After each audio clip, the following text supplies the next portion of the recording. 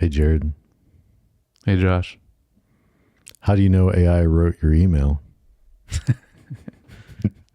I was wondering which joke you're going to do because there's so much with AI now. Mm-hmm. You had so many options. Mm-hmm. Okay, so how do I know an AI wrote my email? Yeah. Okay. At this point, because it's probably better than what you could write. I don't know. Right. No, because it ends with warm regards, Sentient Cloud Protocol B42. Ah, right. The classic sign-off signature of yeah. No, so I thought it'd be funny. I had AI write my joke. Was that that was an AI joke? And Nice. he gave me some, and then I picked one from the Okay. The joke inception. That was good. Chat GPT. Yeah. Nice. Did you try different ones? See like how would Grok handle it? Or I did not do that. Yeah, right. Claude, because I feel like Grok is a little more. Yeah, it's a little more. I don't know, edgy or humorous to it. True, it seems true. I should have tried Grok. Yeah, I wonder how that would be. Very good though.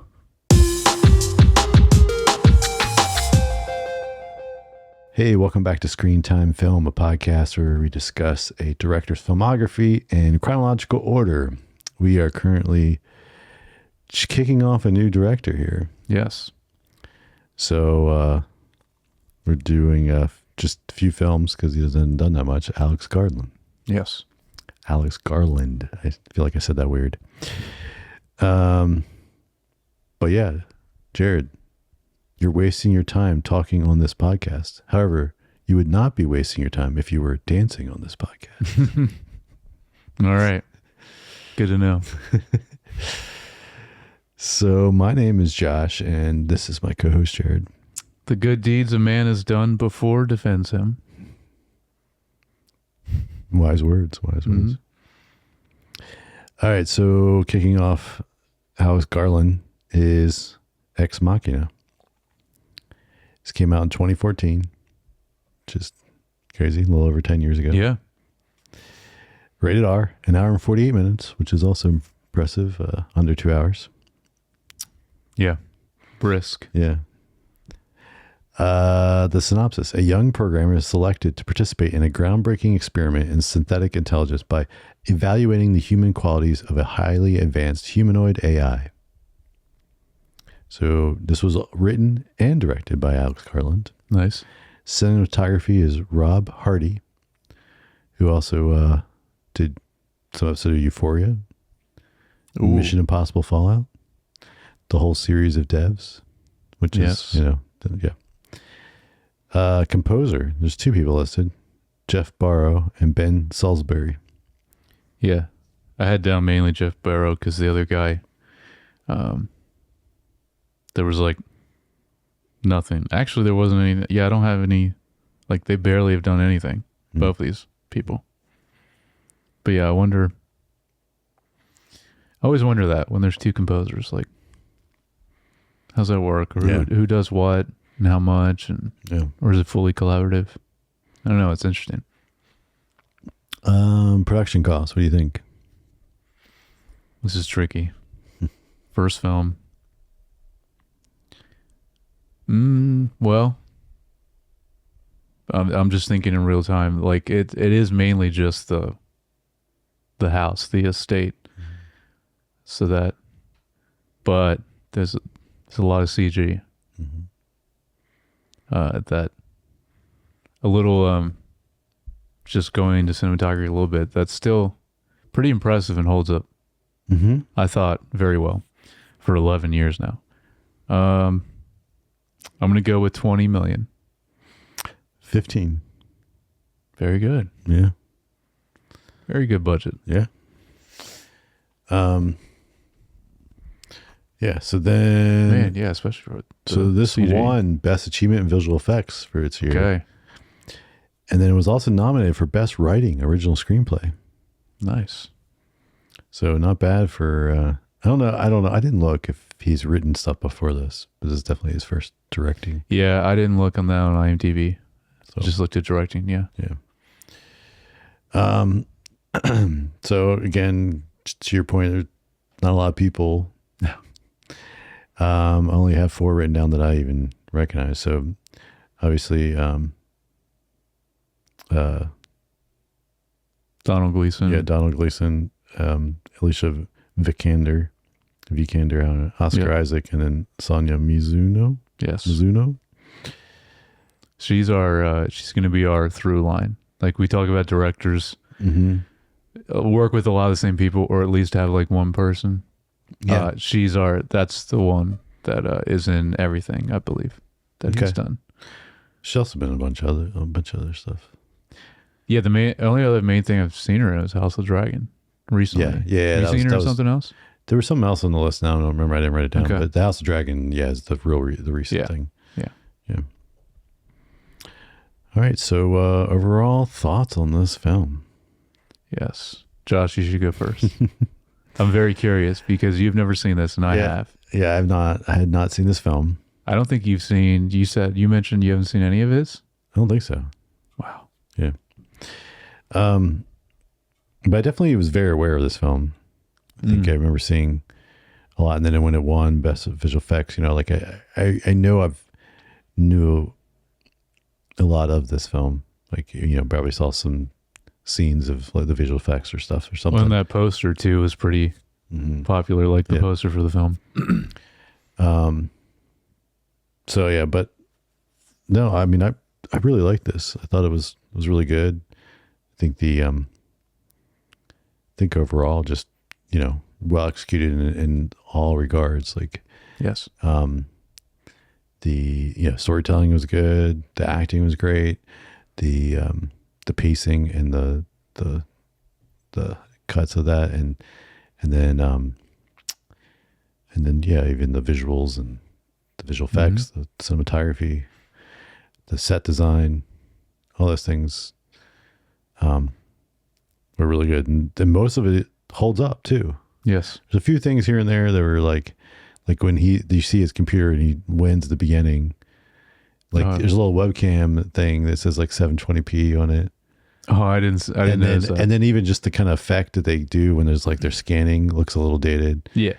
Then he gets the little key card, and that thing seems very clunky and way bigger than it needs to be. Like from you're like, oh no, that wouldn't take up that much space. Yeah. Right.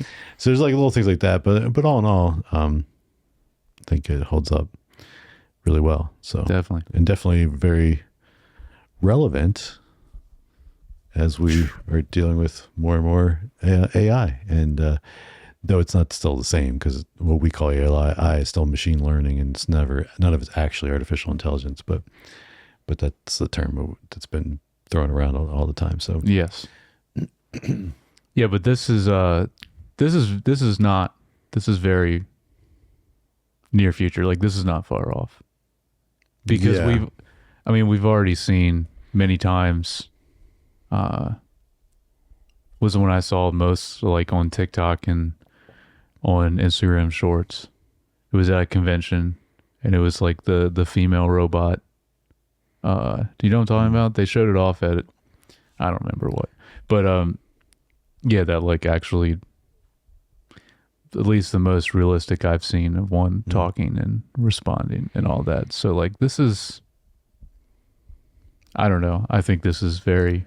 Yeah, I mean, we'll probably see it in our lifetime, but I don't think it's coming next year.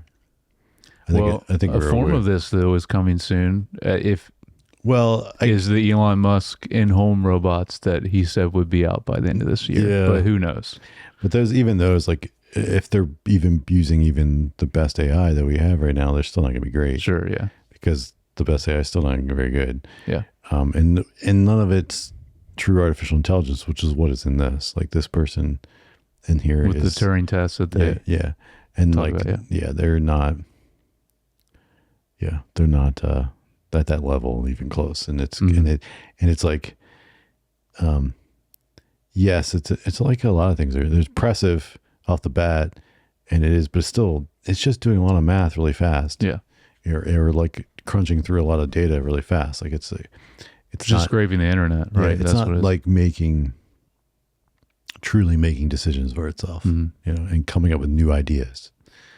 But a big point about AI is that it compounds and learns so fast that, because even just from like, let's say even the beginning of this year till now, like it's gotten better in general, and more people have embraced it more or gotten used to it more. Mm-hmm. And we see it in a lot more things in our everyday lives. Yeah. So, you know, I think it'll continue to, if we see how it is now, I think it'll continue to keep getting faster. So we might be at this level that they're dealing with in this film even sooner in our lives.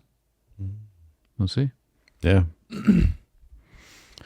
All right. Well, let's get into, what do you think of this film? Yeah. Well, and, I mean, I pretty much agree with you, because I watched this in 2014 when it came out, and I immediately thought it was great. And this time, though, to your point you were just talking about, this film hits way different now than when I watched in 2014 Mm-hmm. with what we just talked about. And I think it's very engaging. This is kind of what I wrote down, is pretty similar to what you mentioned. It's very engaging and intelligent, and the pacing is brisk. And I think it's a great feature film debut from him. Yeah.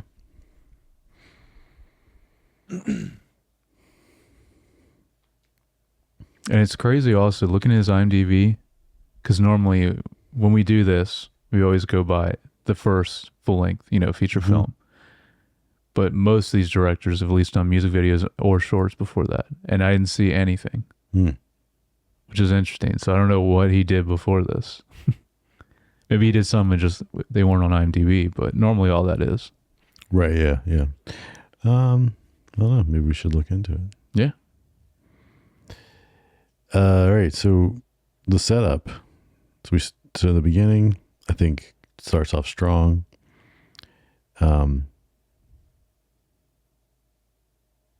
Like you kind of like this guy wins this thing, and then and then you're off to the helicopter and like flying to the remote place, and it all happens pretty quickly and very quickly. And I mean, I think it grabs your attention and keeps you curious of what's happening. So, and I didn't clock the time, but I don't think it took us only a few minutes. It doesn't take us long for him to get there and start interacting with Oscar Isaac, which is, you know, that dynamic is what, yeah. You know. Yeah, I have a note about this. It is like, I think it was really smart of them to do it this way, because there's plenty they could have done in the beginning to set this all up. But yeah, it's only a few minutes in. I checked because I was surprised how quick it was. I think it's only a few minutes in to where he's already in the helicopter. Mm-hmm. So, like that's, I think that's a very smart choice on this film. So Oscar Isaac's character, Nathan. Yes. Is, well, I love seeing Oscar Isaac play something like that. This is so different than what we see a lot of the other stuff him playing. But yeah, he portrays a good, like, genius kind of psycho. Yeah. It's kind of creepy and unpredictable, but I mean, don't all geniuses have tendencies of that? I feel like that, or they have tendencies of something like that. Yeah, I think Oscar Isaac is fantastic in this. His performance, and to your point, the type of character he's playing is just, he does it really well in this. But I also want to mention, because Donald Gleason, he's fine in this, but it's not like not the best I've seen him in something. He does the American accent pretty well in this. I hear it a few times, but for the most part, yeah. But I want to shout out Alicia Vikander as Ava. Yeah, she's also fantastic. Yeah, because like she has to do so much to be that way. And I imagine, I didn't look at the behind the scenes, but I'm assuming she had to be probably full mocap suit, right? That'd probably be the easiest way to go about it. I would imagine something. Yeah, I didn't look at either. Yeah. Imagine some kind of green mocap for the parts that are going to be replaced. Yeah. I also just want to mention the name Ava because I've always loved this name, and this is like my go-to name anytime I'm making a female character, like for a video game or anything like that. I've always just loved that name. So I think it's a really cool name for her in this film. It's a cool choice. Nice. Yeah.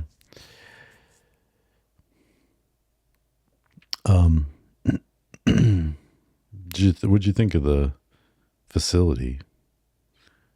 It was like interesting. The kind of had like the whole estate, compound, like whatever. His compound, yeah. It was like kind of home, but then also kind of like a lab, and it's kind of like a mix of.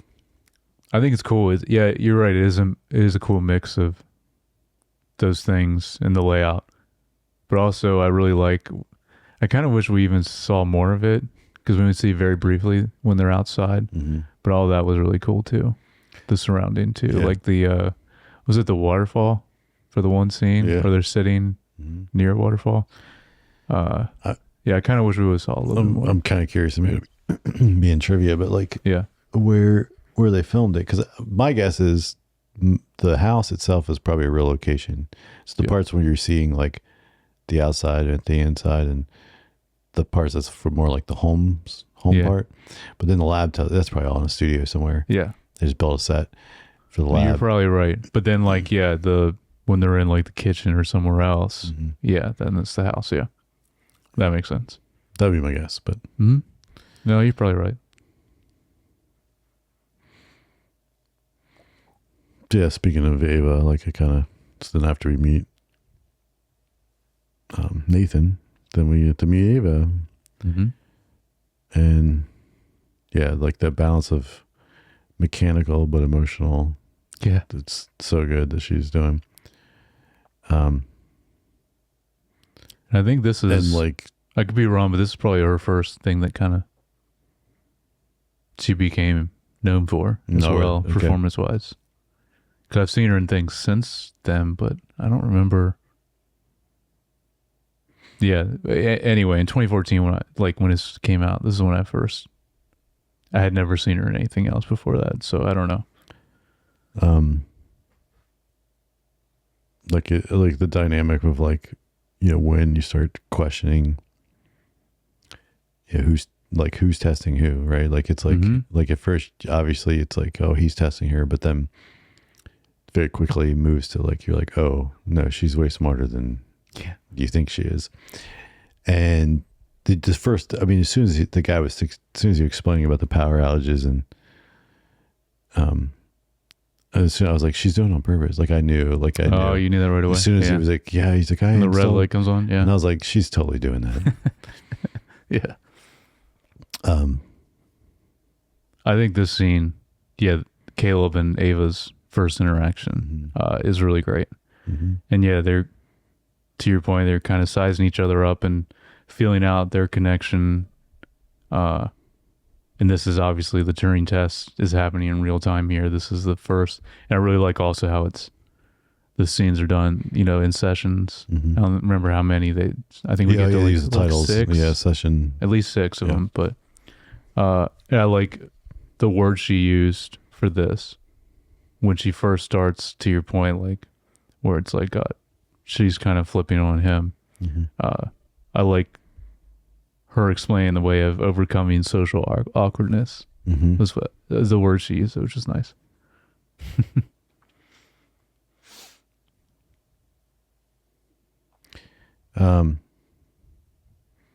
We'll say the Kyoko character was kind of, I don't know, I feel like underutilized, or just, it was kind of weird. I agree. Yeah.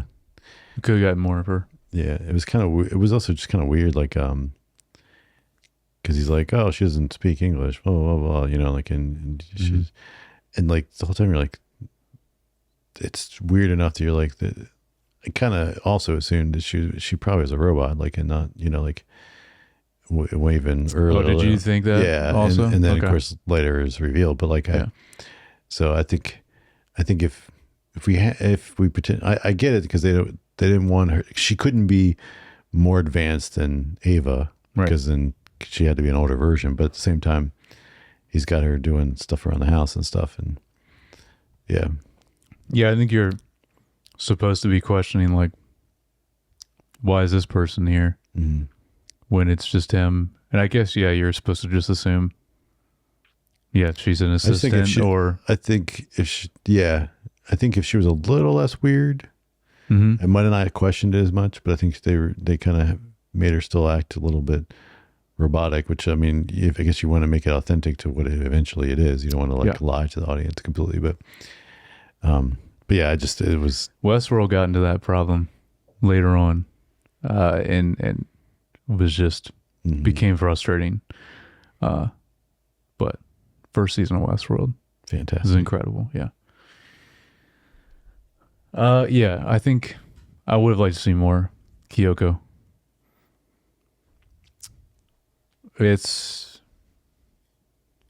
But I mean, they had to introduce her this early, just because she became pretty relevant to the plot later, obviously. Yep.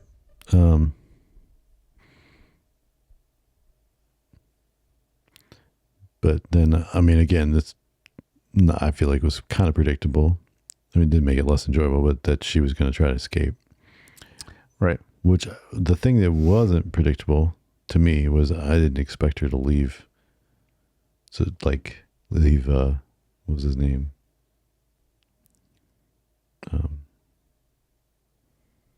Caleb or Nathan? Caleb.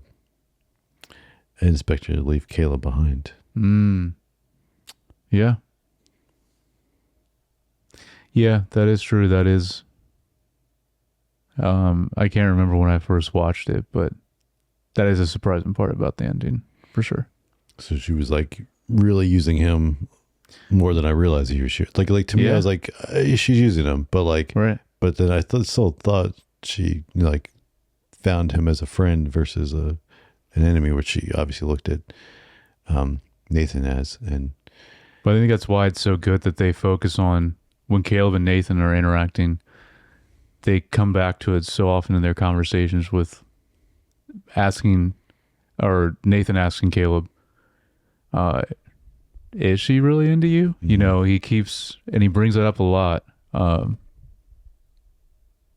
And like keeps questioning, like, is it actually an authentic emotion she's feeling?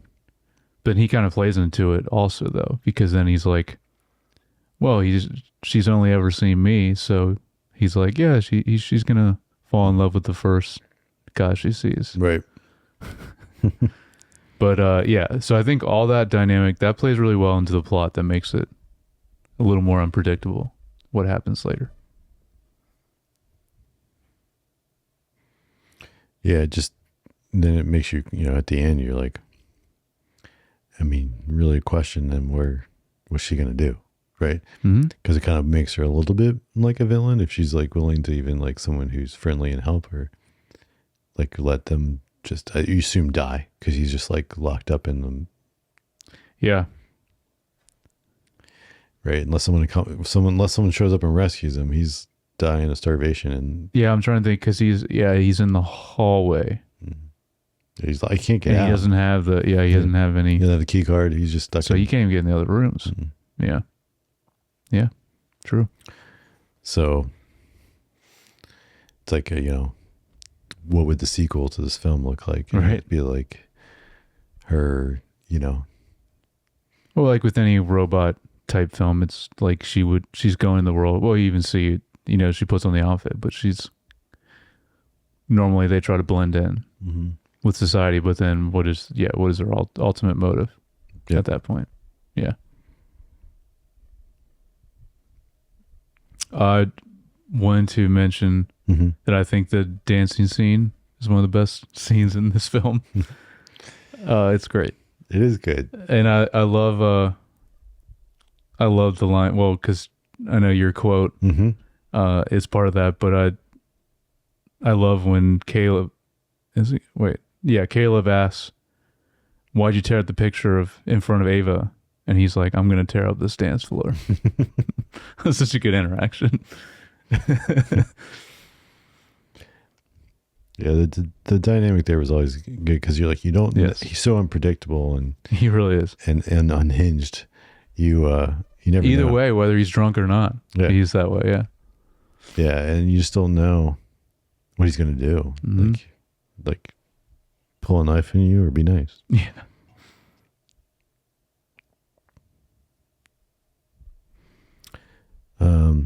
That's the last of my notes. I have just one more thing. Then get to cinematography. Okay. Do you have anything? Oh, that was it for you. For the film. Okay. Notes, yeah. When Caleb scrubs through all the footage and we see all the different prototypes Mm-hmm. and we see one of them clawing at the door to get out, Mm-hmm. it's just a really effective and crazy effect of like her clawing at the door until her hands get like shaved off. Like that was a crazy effect. Mm-hmm. And then this is also the same moment where we see Kyoko is also an android.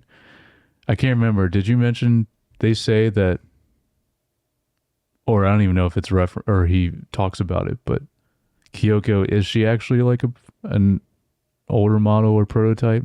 Was that explained? I don't think it was explained. It just assumed. Obviously, you said obviously not as smart as Ava, but yeah, I don't think they really go into if she's like a original he prototype. doesn't say because it's we're just making assumptions off of when he finds the files and he's kind of watching the files and you kind of and he finds the room where there's a bunch of them and you're like, okay, these are different prototypes.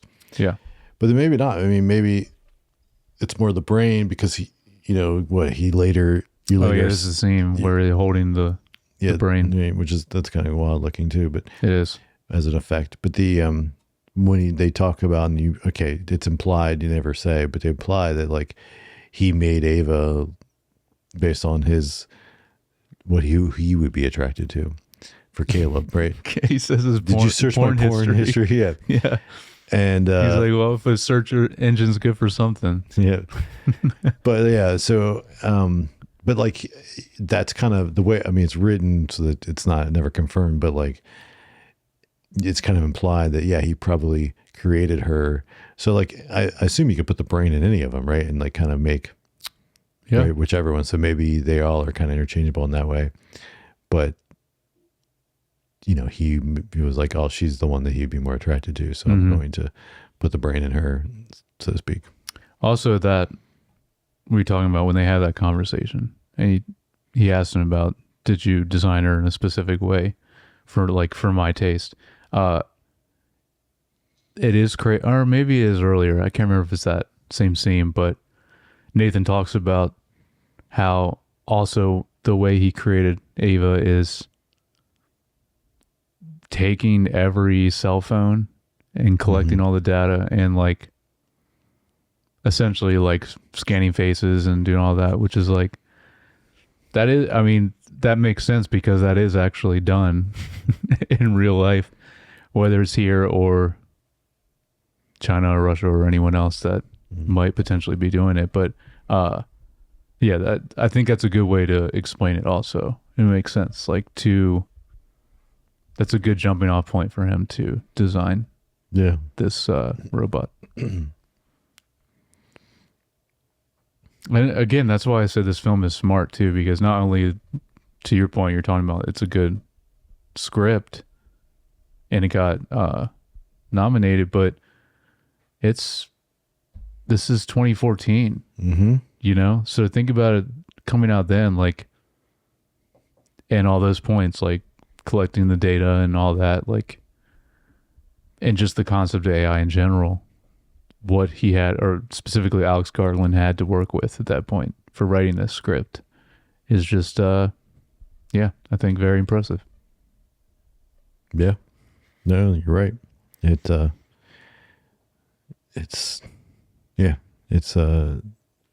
very, like sometimes they talk about like, other not books that people write and stuff. And you're like, oh, you're kind of predicting the future here. So which then gets scary to think about at some level, because It's not looking too good for humans in these kind of features, but No.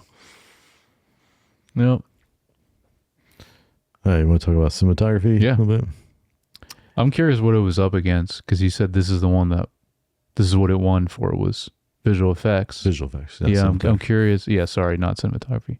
But I'm curious what it was up against that year, but very well deserved, though, like I said. So you think it also holds up well, the CG? Especially on her, Ava. Mm-hmm. I thought it looked great. There's a couple times she was walking or running that it was but it's like, are they trying to make it more robotic looking, or, it's like hard to tell what they're doing there. I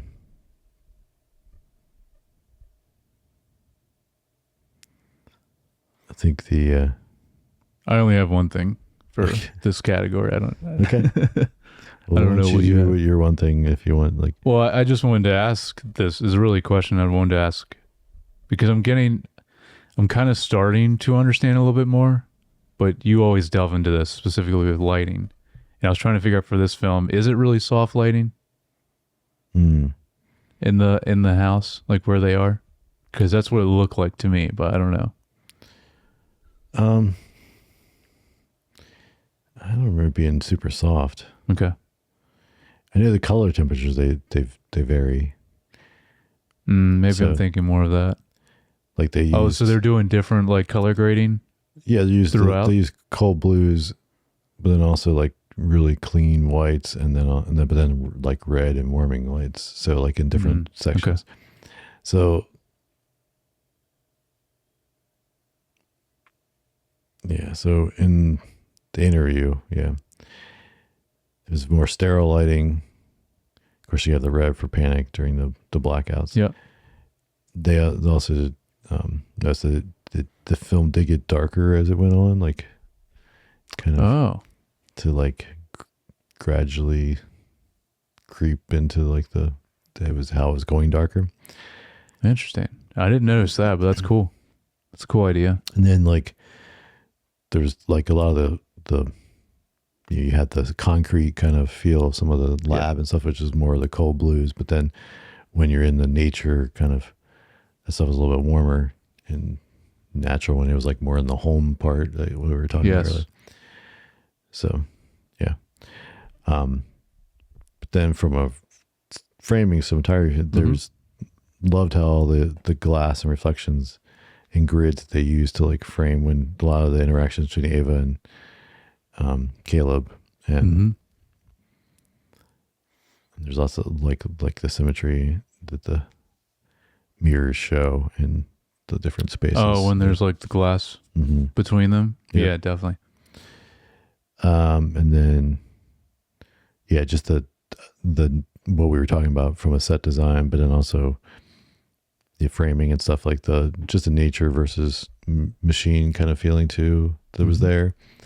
The outside stuff feeling very natural and kind of representing like life and human in nature, and then the inside like kind of lab area being concrete and kind of underground, and so that's cool. I'm glad you pointed that out, because it is cool to see that drastic of a difference in the same home. Yeah. Well, home, quote unquote. It's a cool design. But it also makes sense. Like, let's say you are living in this space. You would want to make a very drastic difference from where you're working and where you want to just like unwind or whatever. You know what I mean? Like, you wouldn't want it to feel so like sterile and just like, where you want to relax, or especially the outside too. The little bit that we do get of the outside area is very nice too. And I think, you kind of want to make it feel a little more like that where you're living, and like the kitchen where we see probably the most. Yeah. Yeah. I had another about like the other, because the home, again, the living areas or whatever we don't call it, other than like his bedroom, obviously is like down the lab or something. That was weird. Yeah. That was just like the lab. Yeah. Yeah. But, or look the same as the lab. Yeah, the other stuff is much more open. The windows, you see out, all that stuff, and then and so it makes, I think, also a nice contrast. That like the lab feels a lot more claustrophobic and prison like, which is kind of showing that Ava feels like kept there like a in a cage, so to speak. So yeah, I think the design of the hallway is really cool also, and which is important because that's where our pivotal, I guess, third act scene takes place. So I just like the look of that as well. Also, I think it's kind of funny that because I think this is the only time Nathan wears a white shirt. And it's like that makes sense to emphasize what happens to him. Yeah. Right. The prop to is let's make a white shirt this time. He's never worn a white shirt at any other point in this movie. That's true. I didn't even realize, but yes, you're right. All right. It's kind of the gist of my notes on that. Yeah. What do you got for the music and the score? Oh, I love the score in this. I mean, I have some stuff to say about it, but how do you feel about it? Or did anything stick out to you with the score? I don't remember now. I didn't take any notes on it. Okay. But it did its job at least then. Yeah. But again, it's what we focus on because you always have a lot more with cinematography and always have a lot more with music. So specifically what I love about this score, very atmospheric. There's a lot of drones and pulses. It's like the type of tones and sounds that they're doing, which is funny because you and I always talk about you're like, oh, drones, and it's very different in your world than in my world. The word drones, yeah. They're specifically with the melody. There's a bell kind of sounding melody that was a through line through the film that I really liked. And I was trying to figure out, because I didn't listen to the actual score on its own, but I imagine, because it normally was when Ava's around, so I imagine that was Ava's theme, which is cool. And I think it all just lifted up the film in a great way. And also, this specific type of score, I love because there's shades of Blade Runner in this. Blade Runner is still very different, but similar feel. And I just love, me personally, these type of sounds and what they're doing in this. I use a lot in my own music, and I love making these type of sounds, especially the really atmospheric type of stuff that you're hearing a lot in this film. It's great. Cool. So then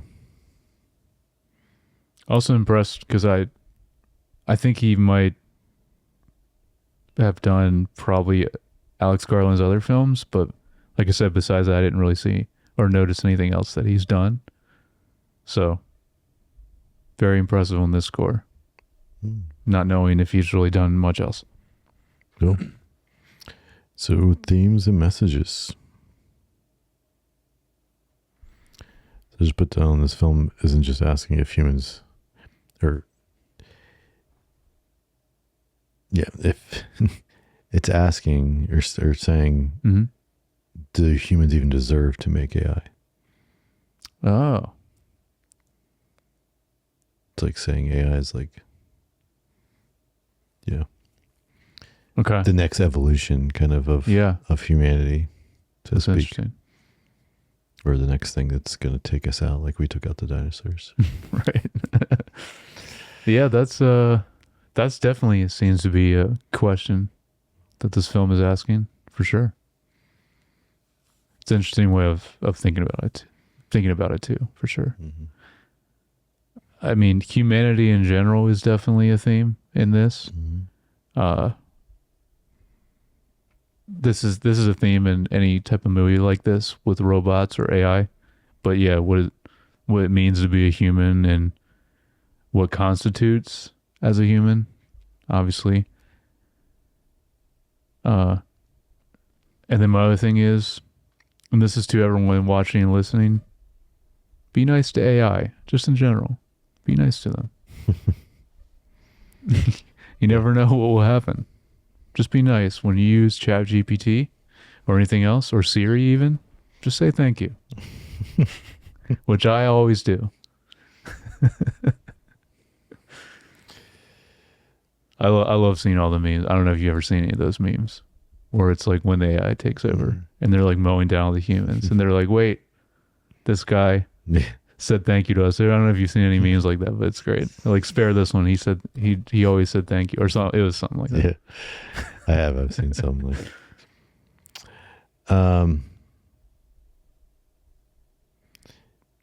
We got. Well, we got anything interesting? Trivia.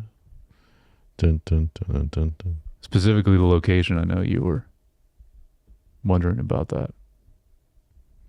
Yeah.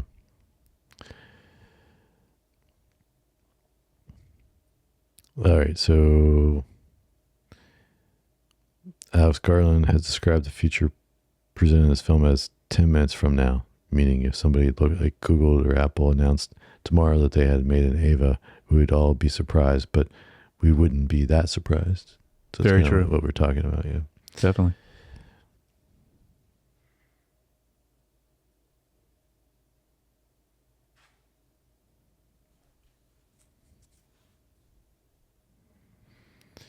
Yeah, just saying that this Ava Session 7 appears on the screen, even though Caleb never actually administers the Turing test, but it might imply that she was testing them.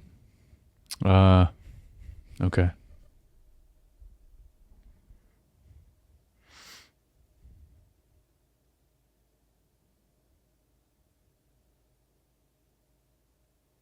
I also really like, just now thinking about this at the end, I do like the way they do the scene of her putting like the real Pieces in. the pieces of skin, well, taking it from other prototypes and putting it on herself. It was a cool scene, or it was a cool way they did it. The title's derived from the Latin phrase Deus Ex Machina. Deus Ex Machina. Yeah. Which means a god for the machine. Mm-hmm.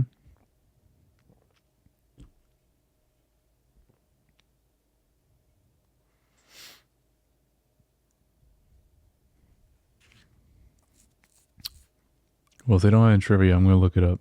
I'm curious if this where this house is. The location of the house. Okay, there you go. In the movie is the Jovet Landscape Hotel in Norway. Ooh, Norway. Nice. You said Oscar Isaac said he based his characterization of Nathan on Bobby Fischer and Stanley Kubrick. That's funny. Obviously I know Stanley Kubrick. Who's Bobby Fischer? Do you know who that is? No. Okay. It was funny based off of Stanley Kubrick. Passed away in 2008. Was the greatest American chess player. Oh, all right.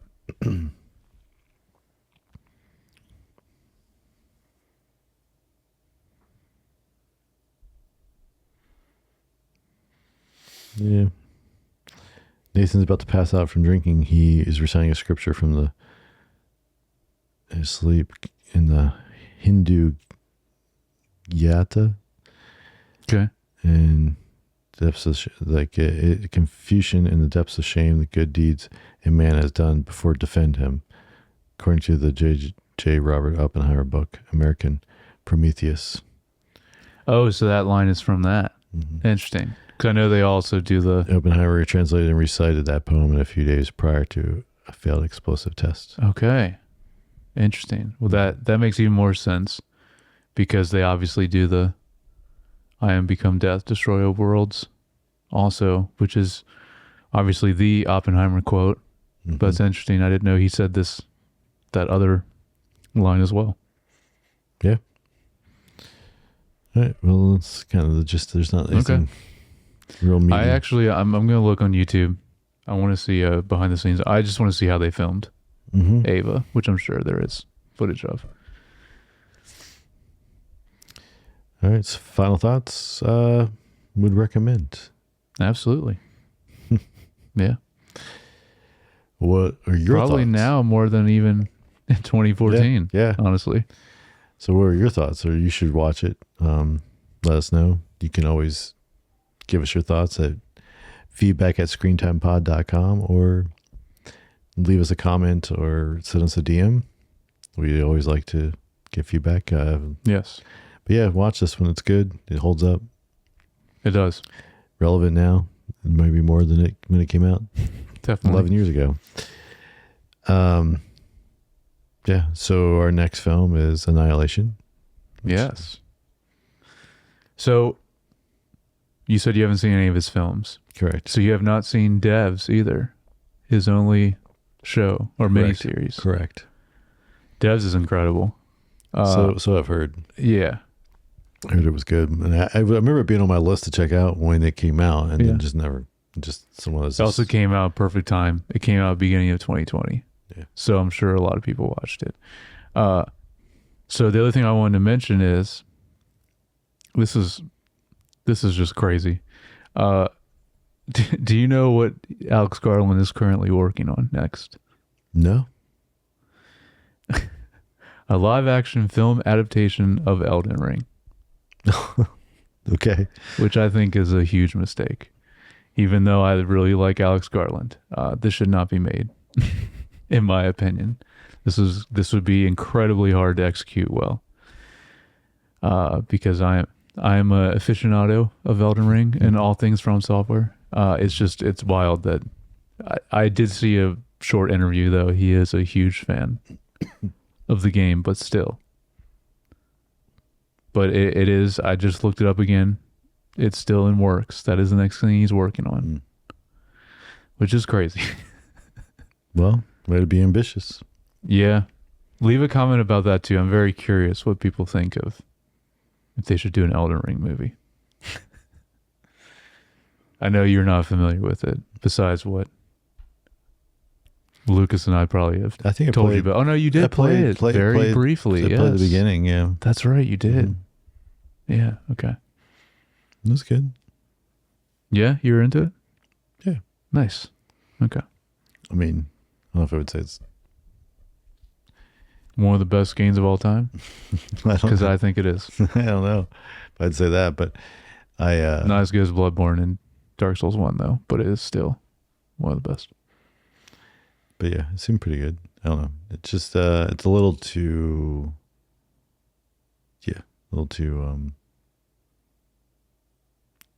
too much for me to play like the whole thing. Like it would just be. Oh yeah, it is massive. Yeah. And it takes a while to get the hang of it too. Any From Software game does. But once it clicks with you, it's a lot of fun. But anyway, I would like to hear people leave a comment or something if you are looking forward to Elden Ring as a film. All right. Well, that's it for this episode. Please follow us or like and subscribe on Apple Podcasts, Spotify, YouTube, or check us out on the social media channels of Facebook, Instagram, TikTok. And if you like, you can follow each of us on Instagram. I'm at JYoungBar. And I'm at Jared Youngbar. All right. Catch you guys next time.